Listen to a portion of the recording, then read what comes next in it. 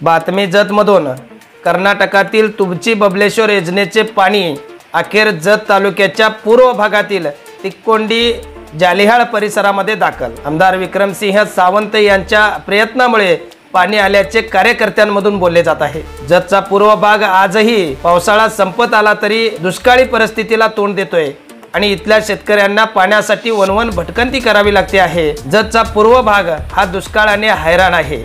अशा परिस्थितीत वरुण राजांकडून देखील पाऊस पडत नसल्याने दुष्काळी परिस्थिती भीषण होत चालली आहे। त्यामुळे जतच्या पूर्व भागात पाणी मिळावे यासाठी आंदोलने उपोषणे ही सातत्याने होताना दिसत आहेत। आमदार विक्रमसिंह सावंत यांनी कर्नाटकाचे माजी जलसंपदा मंत्री व विद्यमान मंत्री एम.बी. पाटील यांच्याकडे साकडे घातलेले आहे आणि कर्नाटकाच्या तुबची बबलेश्वर योजनेतून अखेर जतच्या पूर्व भागात पाणी आल्याने इथल्या शेतकऱ्यांमधून समाधान व्यक्त होत आहे।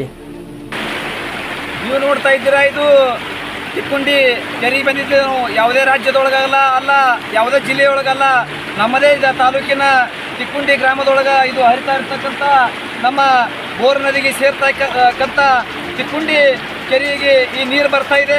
ಈ ನೀರು ಎಲ್ಲಿಂದ ಬರ್ತಾ ಇದೆಪ್ಪ ಅಂತಂದ್ರೆ ಕೃಷ್ಣಾ ನದಿಯಿಂದ ತುಬಚಿ ಬಬಲೇಶ್ವರ ಯೋಜನೆಯ ಮೂಲಕ ಇದು ಜತ್ನಾಳ ಕೆರೆ ತುಂಬಿ ನಮ್ಮ ತಿಕ್ಕೋಂಡಿ ಗ್ರಾಮಕ್ಕೆ ಬಂದು ಜಾಲಿಹಾಳದಿಂದ ಬೆವರಿ ಕೆರೆ ಹೋಗಿ ಮತ್ತು ನಮ್ಮದು ಕರಜಗಿ, ಬೋರ್ಗಿ, ಮರಬ್ಗಿ, ಹಳ್ಳಿ, ಬಾಲ್ಗಾವ, ಸುಸ್ಲಾ, ಸೊನ್ನಲ್ಗಿ ಮಾಡಿಕೊಂಡು ಇದು ಕೊಂಕಣಗಾಂವದಿಂದ ಚಡ್ಚಾಣ ಭೀಮಾ ನದಿಗೆ ಸೇರ್ತಕ್ಕಂಥ ಇದು ಹಳ್ಳ। ಈ ನೀರ ಬರ್ಲಕ್ಕ ಯಾರಾದರೂ ಕಾರಣವಿದ್ರೆ ನಮ್ಮ ಜತ್ ತಾಲೂಕಿನ ಜನಪ್ರಿಯ ಶಾಸಕರು, ನೀರಾವರಿಯ ಶಾಸಕರಾದ ವಿಕ್ರಮದಾದ ಸಾವಂತ್ ಅವರಂತ ಹೇಳಿ ನಾನು ಹೆಮ್ಮೆಯಿಂದ ಹೇಳ್ಕೊತೀನಿ।